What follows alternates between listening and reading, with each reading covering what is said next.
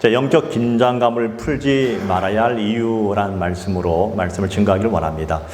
여러분, 나이 20살에 이스라엘의 3대 왕이 되어지고요. 그리고 40년 동안 그 이스라엘을 통치한 사람이 있습니다. 여러분 아실 것 같아요. 그의 아버지는 다윗이고 그의 어머니는 밧세바입니다. 누구죠? 예, 솔로몬입니다.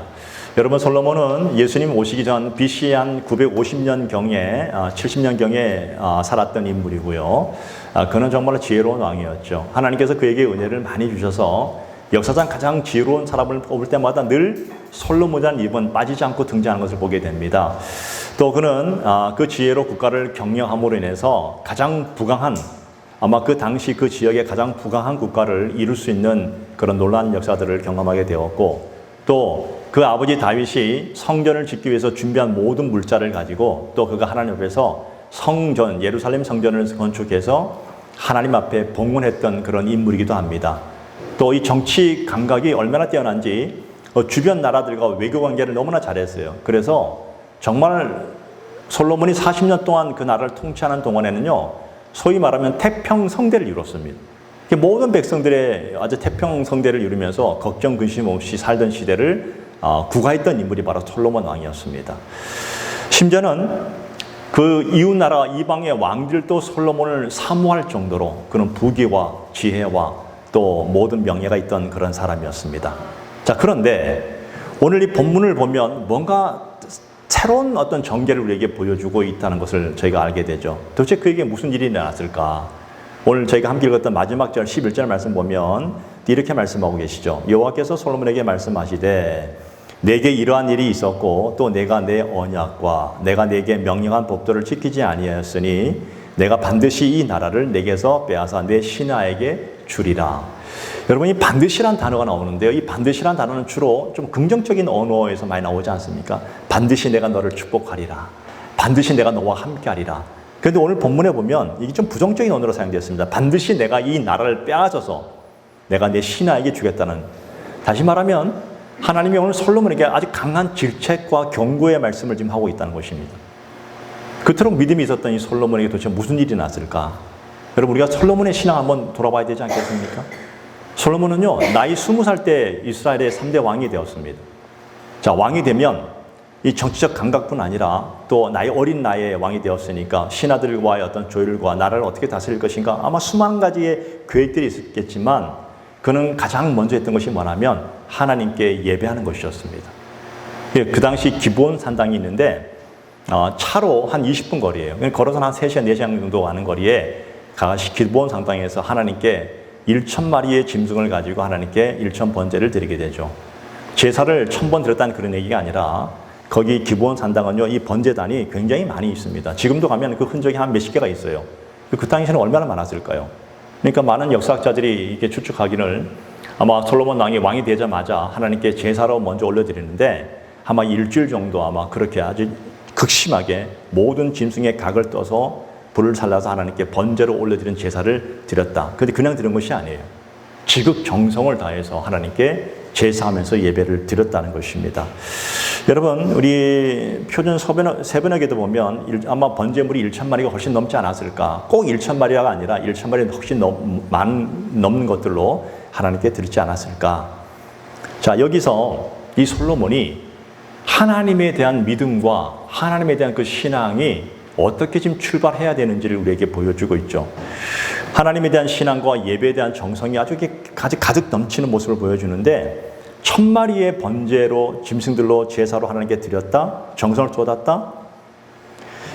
만약에 생각해 보세요. 1,000마리의 짐승은 지금으로 말하면 값어치가 얼마나 할까요? 또 그 모든 짐승의 제물로 바치는데 각을 떠서 피를 빼고 그 다음 불사르는 그 수고가 얼마나 클까요? 어쩌면 그 시대 속에서 왕이 하나님께 제사하기 위해서 그 1,000마리를 동원할 정도면 아마 신하들 마음속에 어쩌면 지금 왕이 되자마자 뭐 그렇게 1,000마리나 되는 짐승을 가져다가 제사를 드릴 수 있겠느냐, 그냥 마음으로 하지, 그냥 조금만 하지, 어쩌면 심한 부담감이 있었을 거예요. 그런 마음속에 얘기는 하지 않았지만 모든 신하들의 마음속에 아니 왜 그 좋은 것들을, 그 수많은 짐승들을 그렇게까지 해야 되느냐라는 어떤 그런 오해와 질시를 받을 수 있는 상황이었습니다. 그런데 솔로몬은 그 모든 것들을 관계없이 그냥 하나님께 자기의 모든 최선을 다하는 그런 모습으로 하나님께 제사를 드렸습니다. 여러분, 예배는 뭔가 하면 예배는 함께 공동체가 예배를 드리지만 결론적으로 말한다면 하나님과 나와의 관계입니다. 1대1의 관계예요.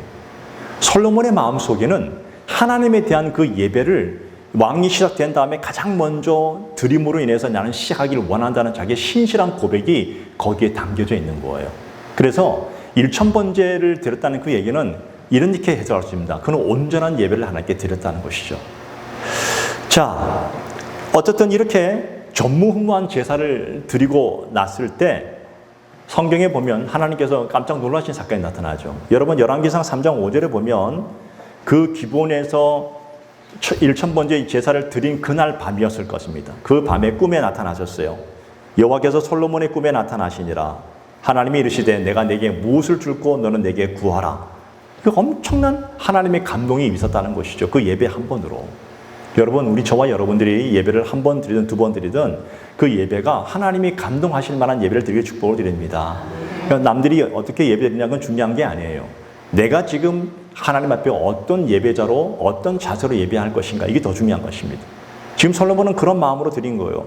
만약에 솔로몬이 1000번째 제사를 드렸을 때 혼자 드렸을까요? 아니면 그 신하들과 그 일꾼들이 와서 엄청나게 수고했을 것입니다. 왜? 각을 뜨는 일이 얼마나 보통 일이 아니에요. 또 제사장들도 얼마나 많이 썼을 거예요.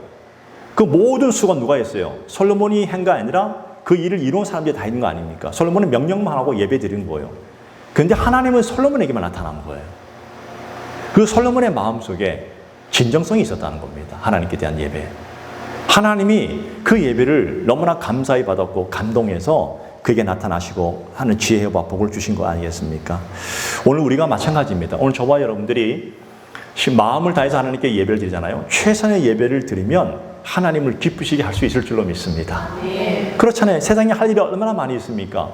또 얼마나 마음이 신경 쓸 일이 많이 있습니까? 그럼에도 불구하고 우리가 하나님께 그 최선의 마음으로 예배하는 그 순간 하나님께서 우리의 마음을 아셔요. 중심을 보시잖아요. 그리고 하나님이 그 예배를 기뻐 받으신다는 것입니다. 근데 아무 생각 없이 예배 드리는 것은 그건 형식적인 예배잖아요. 인색함이잖아요. 그렇지 않아요? 마음을 다해서 드리는 그 행동, 우린 그런 얘기 하잖아요. 사랑은 말로만 하는 게 아니야. 사랑은 행동으로 보여줘야 되는 거야. 맞잖아요. 난 널 사랑해. 너 나 알잖아. 아니요? 몰라요. 보여줘야 하는 거예요. 우리가 하나님을 사랑한다는 의미가 어떤 뜻일까요? 하나님을 사랑한다는 것은 말로만 하는 것이 아니라 우리가 말씀에 순종한다는 의미가 그 속에 포함되어 있고 예배 또한 그 하나의 모습일 것입니다.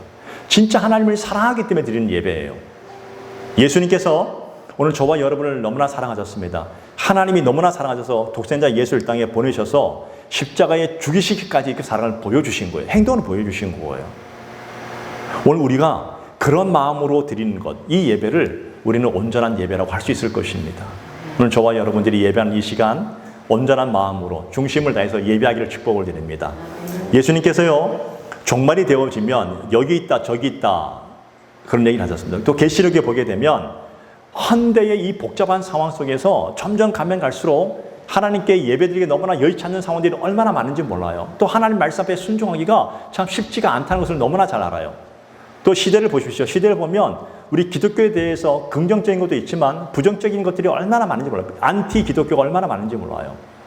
얼마나 우리 많은 것들이 우리의 삶에서 부딪혀 오고 있습니까? 가정 안에, 직장 안에, 또 내 삶의 바운더리 안에서 얼마나 많은 것들이 있을까요? 우리는 얼마나 많은 합리화와 이유와 핑계를 댈 수 있습니다. 그런데요, 어떤 사람들은 예배를 드릴 때 하나님께 최선의 마음으로 예배하는 것에 초점을 두고 있는 사람이 있는가 하면 어떤 사람은 내가 왜 예배를 드릴 수 없는지에 대한 것에 초점을 두고 합리화시키는 사람들도 있다는 것이죠, 여러분. 어쨌든 하나님은 그래요. 하나님은 우리의 중심을 보시니까 우리가 정말로 중심을 다해서 최선을 다해드리면 하나님의 마음을 기쁘시게 할 줄로 믿습니다. 예. 우스갯소리로 어떤 교회 집사님이, 큰 교회 집사님이 죽어서 천국에 갔어요. 천국 문 앞에 갔는데 그 앞에서 천사가 이제 이렇게 점검하는 거예요. 그 자기가 나는 어느 교회에서 집사로서 신앙생활 열심히 했는데 라고 얘기하니까 천사가 지적이다 보니까 당신 이름 없는데요? 왜 없습니까? 내가 얼마나 열심히 했는지 그 함께 신앙생활을 했던 그 공동체 식구들이 증인이 아닙니까? 라고 그렇게 얘기하니까 뭐라 하면 이렇게 얘기합니다. 천사가. 당신이 예배를 하도 많이 빠져가지고 나도 당신 까먹었다고. 그래도 당신이 예배할 때 형식적인 예배만 드리니까 하나님은 형식적인 예배를 아예 안 받으시니까 당신은 예배한 적이 없는 사람이에요. 라고 했다는 것입니다. 무슨 의미가 하면 지금 우리가 드리는 이 예배가 우리에게는 정말 소중하다는 겁니다. 이 한 번의 예배가 얼마나 소중한지 하나님은 오늘 저와 여러분들에게 기대감이 있으세요. 여러분 얼마나 정말 살면서 얼마나 많은 기대감이 있으십니까? 그런데 우리가 하나님에 대한 기대와 소망이 있는가 하면 하나님이 오늘 저와 여러분에게 주신 기대감이 있습니다. 지금 시간이 있을 때 세월을 아껴서 나의 말에 순종해라. 잘 살아봐라. 예. 매 순간순간을 소중히 여겨봐라. 여러분 오늘 예배에 최선을 다하십시오.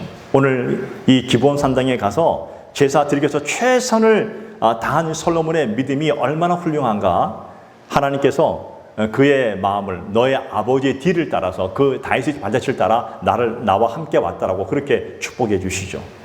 그리고 하나님께서 그의 믿음을 보시고 기뻐져서 정말 헤아릴 수 없는 복을 솔로몬이 살아있는 동안에 다 누릴 수 있도록 했다는 것입니다. 예.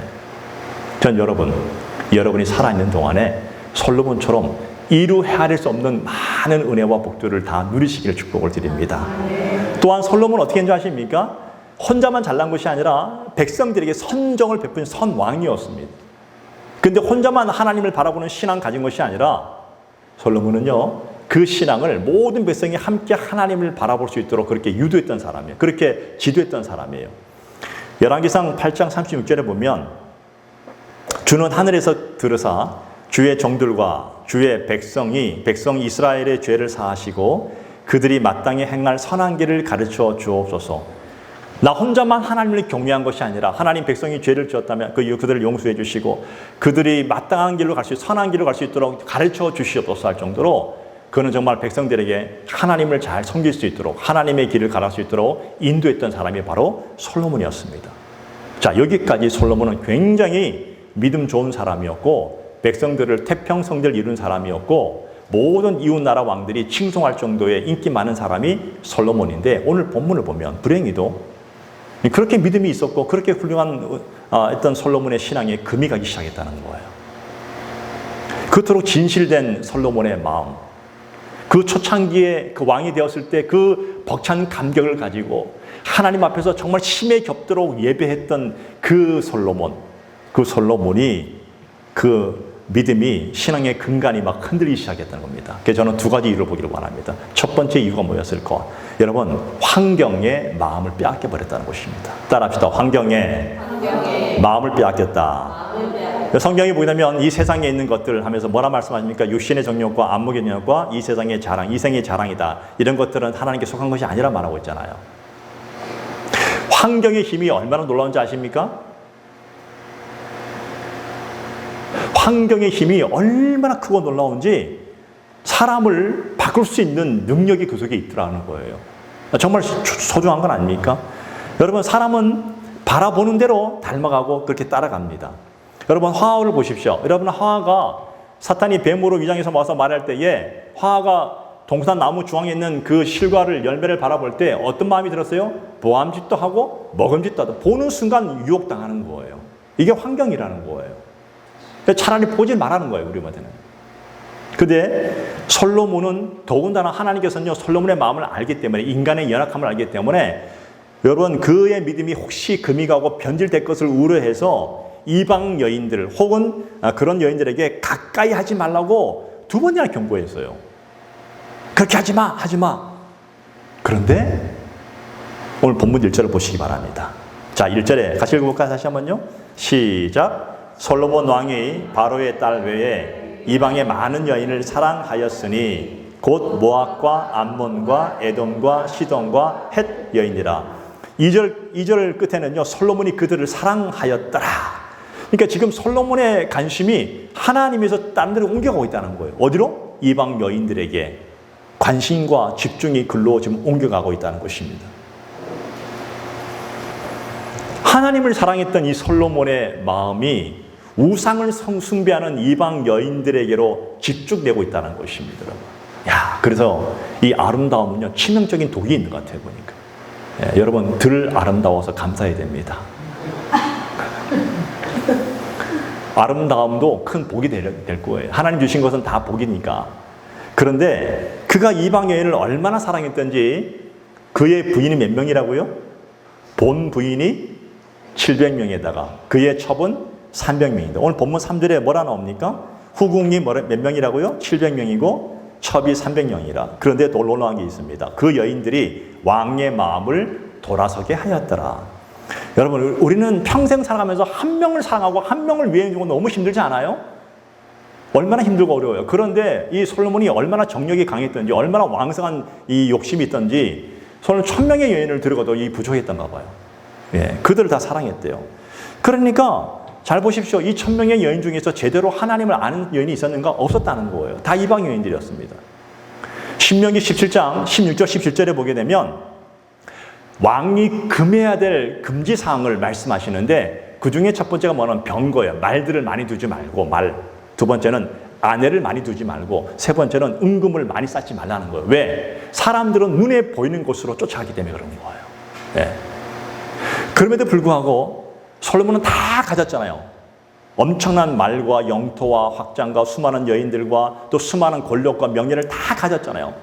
그런데 그 솔로몬의 마음이 가졌다 하더라도 믿음이 견고했으면 좋았는데 믿음이 조금씩 변질되기 시작했습니다. 본문 4절 보세요. 제가 읽겠습니다. 솔로몬의 나이가 많을 때에 그의 여인들이 그의 마음을 돌려 다른 신을 따르게 하였으므로 왕의 마음이 그의 아버지 다윗의 마음과 같이 아니하여 그의 하나님 여호와 앞에서 온전하지 못하였으니. 단순히 나이가 많다는 그런 얘기도 있을 수 있지만 그 얘기보다는 그 여인들로 말미암아 하나님을 섬기는 제1의 원칙이 무너졌다는 거예요. 그러니까 솔로몬의 그 신앙의 분별력이 흐려졌다는 거예요. 예, 많이 흐려졌어요. 그래서 그 여인들이 모두 다였어요. 모두 다 1000명이나 되는 여인들이 반납 속삭여 보세요. 생각해 보세요. 1000명의 여인이 매일 밤 바뀌면서 속삭여 보세요. 그러면 어떤 사람도 거기에 안 넘어가겠습니까? 안 그래요? 그 환경이 그렇게 많아요. 그 수많은 유혹 앞에 솔로몬의 마음이 흔들렸고 우상을 섬기는 그것에 그냥 따르기로 했다는 거 아닙니까? 네. 여러분, 나이를 점점 먹어가면 먹을수록 이 판단과 분별력을 더 또렷하게 하기를 축복을 드립니다. 특별히 신앙의 분별력을 분명히 갖기를 축복을 드립니다. 정말 중요한 것 같아요. 네. 여러분, 우상숭배가 점점 변질되는 그 솔로몬의 마음이 결국 우상숭배까지 가는 거예요. 그런데 하나님이 가장 싫어하는 것이 있어요. 그게 뭐냐면 하나님이 모세에게 주신 10계명의 제1계명이 뭡니까? 나 외에 다른 신을 두지 마라. 내게. 가장 첫 번째가 이게 1계명이었어요. 그런데 지금 이 솔로몬의 믿음이 변질되기 시작하더니 결국 우상을 숭배한 데까지 가게 됐다는 거예요. 이게 상상이 안 되는 문제예요, 사실은요. 네. 네. 여러분, 아무리 우리가 이 견고한 믿음을 가졌다고 해도 언제 어느 순간 우리는 변질될 수 있다는 거 명심해야 됩니다. 아무리 큰 믿음을 가졌다고 아무리 자랑할 필요가 없어요. 왜냐하면 우리도 어느 순간 변질될 수 있어요. 예수님의 제자들 보십시오. 3년 동안 예수를 쫓아다니던 제자들이 예수님이 잡히시기 전날 밤에 너희가 다 나를 버릴 것이라 했을 때 베드로와 비롯한 모든 제자들이 우린 절대로 예수를 안 부르겠다고 했지 않았습니까? 맹세하지 않습니까? 근데 바로 그 다음날 주님이 잡히시는 그날 밤에 그 환경이 두렵고 무서워서 다 도망가 버리지 않습니까? 사람은 그렇다는 거예요. 모든 사람들은.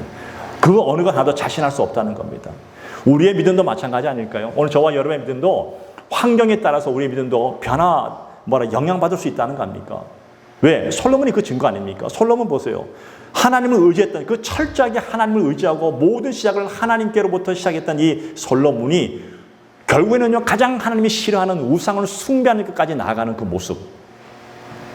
하나님을 그토록 사랑했던 그 솔로몬이 하나님을 사랑한 것이 아니라 그 이방 모든 여인들을 사랑했다는 거 아닙니까? 사랑의 대상이 바뀌었어요. 사랑은 움직이는 것입니까? 네?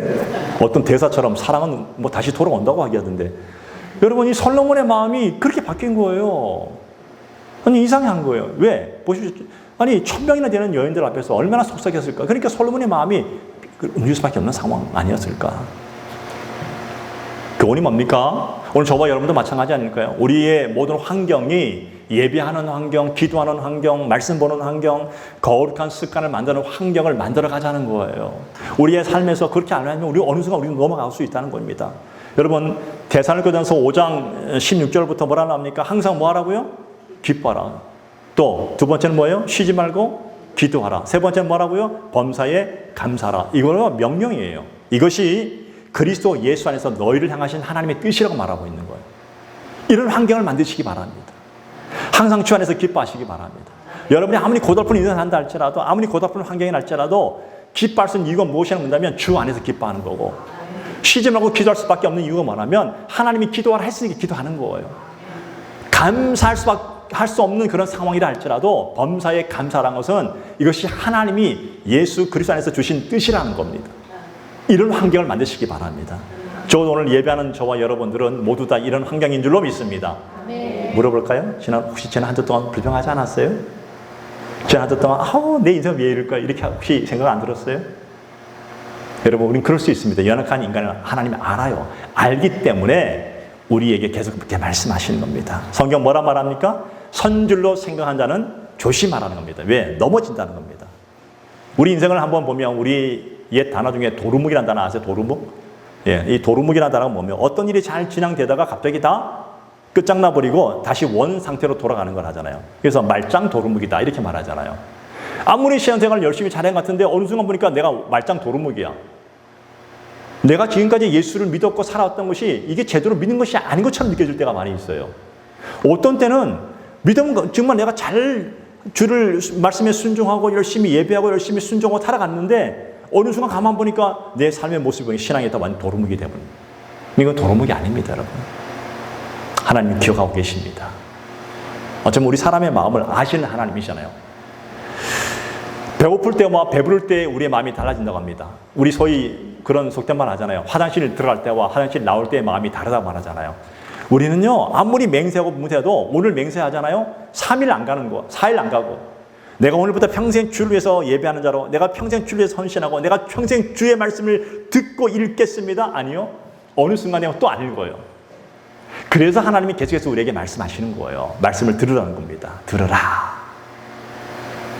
여러분, 진짜 중요한 것은 어떤 상황과 어떤 환경이 아니에요. 우리의 믿음이 변질되어 간다는 겁니다.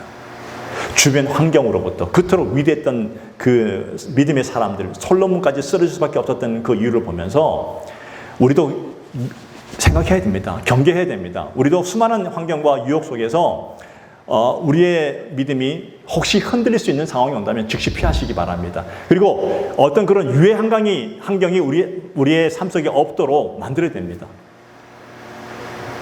여러분, 어린 자녀들을 키울 때 어린 자녀들의 그 집, 그 근방에 혹시 유해 환경을 줄 수 있는 어떤 그런 잘못된 것이 있으면 우리는 웬만하면 피하잖아요. 그죠? 하나님 똑같아요. 우리도 그런 환경이 있지 않도록 우리 스스로를 참 다듬기를 원하십니다. 예. 단절시키는 거예요. 끊어버리라는 겁니다. 이런 믿음을 지키는 것이 정말 중요하다는 겁니다. 그래서 오늘 여러분의 가정 환경, 여러분의 직장 환경, 여러분의 삶의 모든 환경을 잘 점검해 보시고 혹시 하나님 앞에서 내가 살아가는데 이런 것들이 혹시 하나님께 방해가 된다면 끊으셔야 됩니다.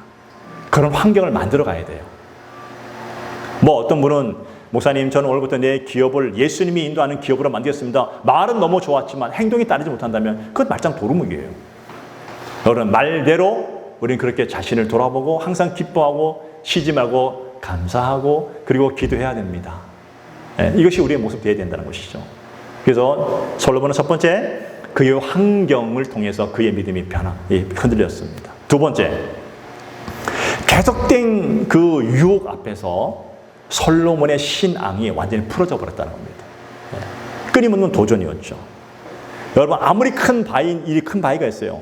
이 큰 바위가 거대한 폭포수가 막 내린대가지고 그 바위가 뚫립니까? 금방 안 뚫리잖아요. 그러나 작은 물방울이라 할지라도 그냥 오랜 세월 동안 계속 한 곳에만 떨어지면 결국 바위가 구멍이 난다고 하지 않습니까? 그런 것 같아요. 이게 아무리 단단한 믿음이 있다 할지라도 끊임없이 두드리면요, 믿음의 구멍이 빵꾸 날 수 있다는 거예요. 세상 유혹 앞에서. 잘 보세요. 솔로몬이 이 신당을 세우고 우상 숭배를 본격화하기 시작한 것은요, 그의 인생 말년에 접어들 때입니다. 그럼 4절에 보세요. 4절에 보면 나이 많을 때에 다른 신을 따르게 하였다 이렇게 말하고 있습니다. 그러면 솔로몬의 그 믿음이 완전히 무너진 것은 청년 때가 아니었어요. 청년 시절이 아니었어요. 나이가 많을 때였습니다. 그 우상 유혹의 숭배 유혹을 받기 시작할 때부터 그는 어땠습니까? 보세요. 본문에 애굽의 바로의 딸과 결혼할 때부터 이미 그는 그렇게 영향받기 시작했습니다. 이방 여인들을 아내로 계속해서 맞아들임으로써 그는 결국 어떻게 됐습니까? 그들이 주는 유혹 앞에서 견고했던 믿음이 구멍이 뻥뻥뻥 나기 시작했습니다. 처음에는 분명히 아니었을 겁니다. 이방 여인들이 와서 내가 섬기는 신을 한번 들어보세요. 왕이셔 들어보세요. 아마 끊임없이 얘기했을 때 아니야. 나는 오직 하나님만 섬길 거야. 나는 오직 내 모든 인생에 오직 하나님밖에 없어. 오직 유일하신 하나님이야. 아마 그렇게 분명히 그는 결단하고 그렇게 고백했을 것입니다. 그런데 계속해서 유혹이 끄는 거예요. 여러분, 이 인생, 세상의 유혹들은요, 절대로 한 번, 두 번 그치지 않습니다. 평생 살아가면서 계속해서 우리에게 다가올 겁니다. 9절 보세요. 본문 9절에 보니까 솔로몬이 마음을 돌려 이스라엘의 하나님 여호와를 떠남으로 여호와께서 그에게 진노하시니라. 여호와께서 일찍이 2번이나 그에게 나타나시고 말하고 있지 않습니까? 인생의 말년에 그 신앙이 완전히 풀어져 버리고 무감각해져 버린 거예요. 왜? 끊임없는 유혹에 마음이 닫혀버린 거예요. 예. 하나님은 2번이나 걸쳐서 그에게 경고했습니다. 너 조심해야 돼. 조심해야 돼. 근데 이 반복적인 유혹 앞에서 솔로몬이 나는 괜찮아. 나는 절대 이 모든 유혹을 다 이길 수 있어. 자신만만했던 그 솔로몬의 그 신앙이 펑커 나버렸습니다. 그 유혹이 얼마나 하나님이 싫어하신 일인조차도 그런 감각조차도 잊어버렸어요. 여러분, 유혹은 반복적으로 다가옵니다. 여러분의 가정 안에, 여러분의 개인 안에 계속 다가옵니다. 한 번, 2번으로 안 끝납니다. 혹시 내가 그 한 번 이기고 2번 이겨서 너무 안심하지 마십시오. 더 큰 유혹이 올 수도 있습니다. 그래서 한 번으로 끝나지 않고 계속 와서 사탄은 끊임없이 우리가 넘어질 때까지 유혹해 들어오기 시작합니다. 10년, 20년. 그럴 수 있어요. 내가 가장 연약한 부분들이 그 부분을 기가 막히게 알고 쳐들어오는 겁니다. 솔로몬은 하나님을 믿는 그 신앙적 감각을 다 잊어버리고 완전히 주저앉아 버리고 맙니다. 하나님을 기쁘시게 했던 솔로몬. 하나님이 얼마나 감동했든지 그날 밤에 나타나 그에게 무엇을 줄까 할 정도로 그랬던 그 솔로몬이 인생 말년에 하나님보다 버림받는 모습을 보여주고 있습니다. 그 혼자만 얘기했을까요? 아니요. 그 솔로몬 하나 때문에 나라가 갈라지고 백성들이 얼마나 고통스러워하고 결국 나라가 백성들이 피폐해지는 역사를 보게 되지 않습니까? 하나님의 말씀대로 살아서 하나님의 기대에 부은 만큼 살아야 되는 그 솔로몬이 하나님의 기대를 저버렸습니다. 처음은 좋았지만 마지막에 너무나 안 좋게 끝나버렸습니다. 이게 솔로몬의 얘기입니다. 그 이유가 무엇이었을까요? 그의 영적 긴장감이 풀어져 버렸습니다. 제가 젊을 때입니다. 제가 부사역 부목사에 있을 때 제가 섬기던 목사님께 지금 소천하셨는데 제가 물었습니다. 진짜 물었어요. 목사님 평생 목회 오시면서 목사님이 가진 것 중에서 저에게 들려줄 말씀이 있으십니까? 라고 제가 이렇게 여쭈었을 때 목사님께서 하신 말씀이 다 그거였습니다. 지금은 소천하신 분들, 우리 한계만 목사님이신데 그런 얘기 했습니다. 죽을 때까지 영적인 긴장감을 풀지 마라. 영적인 긴장감은 죽어서 하늘에서 푸는 거고 이 땅 사는 동안은 절대 방심하지 마라. 예, 저는 그 말이 맞다고 생각합니다. 솔로몬이 만사가 다 순탄하게 흘러갔을 때 영적 긴장의 고삐를 빡 더 쥐었어야 되는데 풀어버렸습니다. 하나님의 말씀이 들려오지 않고 하나님의 말씀대로 살기보다는 하나님이 가장 싫어하는 우상을 섬기는 일에 앞장서서 신당을 만들기도 했습니다. 그러니까 자기 욕심대로 살고 자기 뜻대로 살기 시작하는 모습을 보여줬다는 것입니다. 오늘 우리에게 주시는 질문이 뭘까요? 오늘 여러분 어떻습니까? 혹시 여러분의 인생 속에 영적으로 혹시 풀어져 있는 부분이 있지는 않습니까? 바짝 조이시기 바랍니다. 여러분, 자동차도요, 나사 하나 딱 조이지 않으면요, 이것 때문에 큰 사고가 될 수 있지 않습니까? 조여야 되는 거예요. 매일매일 점검하잖아요. 제가요, 그 비행기 조종하는 그 분들, 특히 정비사 하는 분들을 보니까 TV에서 한번 봤어요. 매일매일 비행기 안에 수만 개의 이 기계가 다 조립되어 있잖아요. 정비사들이 매일매일 체킹한대요. 그거 안 하면 비행기 떨어지면 큰 사고가 되니까. 매일매일. 그래야지만 그만한 온전한 비행기 상태를 유지할 수 있다는 겁니다. 마찬가지 우리도 오늘 내가 크게 믿음의 어떤 은혜를 받았다 해서 평생 가지 않습니다. 매일매일 우리의 영적 상태를 점검해야 됩니다. 그래야지 오늘 저와 여러분들이 솔몬 같은 그런 비극적인 경험을 보지 않고 우리는 하나님이 기뻐하시는 삶을 살 수 있는 복된 존재가 될 줄로 믿습니다. 때로는 살다 보면 눈물을 뿌릴 기도 제목이 많이 있어요. 근데 눈물 뿌릴 때는요, 와서 기도할 수밖에 없잖아요. 왜? 눈에 보이는 것이 없으니까. 근데 너무나 잘 나갈 때는 또 그때가 조심할 때예요. 그때는 더 기도해야 됩니다. 이게 사탄의 역사가 얼마나 강한지 몰라요. 하나님의 기대가 있어요. 여러분 개인에게. 그 기대를 하기 위해서는 매일매일 영적인 긴장을 바짝 조이시고, 아무리 힘들고 어려워도 기도하고, 아무리 잘 나갈 때도 기도하고, 그래서 평생 살아가면서 하나님 앞에 칭찬 들을 수 있는 그런 복된 성도가 되기를 간절히 축복을 드립니다. 살아있는 물고기는 잘 아시잖아요. 살아있는 물고기는 물살을 거슬러 올라가잖아요. 그 죽어있는 물고기는 어떻게 됩니까? 스르륵 떠내려갑니다. 그거예요. 내 인생에 고통이 있고, 내 인생에 험한 일이 있고, 내 인생에 시험들이 많다, 내 인생에 괴로워할 일이 많다. 내가 살아있다는 증거예요, 지금. 근데 아무 걱정, 근심 없다. 그럼 죽어야 됩니다. 왜? 다 풀어지니까. 우리 육신도 마찬가지예요. 육신에 여러 가지 안 좋은 세포들이 많이 있을 겁니다. 근데 살아있으면요, 좋은 세포가 끊임없이 공격해서 방어해 줍니다. 살아있다는 증거예요. 살아있는 동안에는 우리는 다 제어할 수 있어요. 근데 죽으면 우리 오공을 통해서 이 나쁜 것이 다 흘러나오잖아요. 죽었다는 증거 아닙니까? 살아있다는 것은 우리는 지금 치열한 다툼을 하고 있다는 겁니다. 여러분의 영적 싸움은 오늘로 끝내는 게 아니에요. 주님 앞에 가는 그날까지 영적 싸움으로 싸워서 날마다 승리하시고, 또 믿지 않는 영혼들에게, 또 이제 간 믿은 영혼들에게 그런 믿음의 영향력을 줄 수 있는 그런 귀한 성도의 삶을 살기를 축복을 드립니다. 그 믿음을 살기를, 또 이번 한 주 동안도 그런 은혜로 살아가시기를 축복을 드립니다. 두 가지 말씀드렸습니다. 그런 환경을 만들지 마세요. 그런 환경이 있다면 즉시 벗어나시기 바랍니다. 절대 자신하지 마십시오. 두 번째, 끊임없는 유혹 앞에서 여러분 매일매일 영적 긴장감을 바짝 주시기 바랍니다. 풀어지는 순간 큰 대형 사고 납니다. 하나님 주신 사인이에요. 그런 믿음으로 한 주 동안도 승리하기를 바랍니다. 기도하겠습니다. 우리는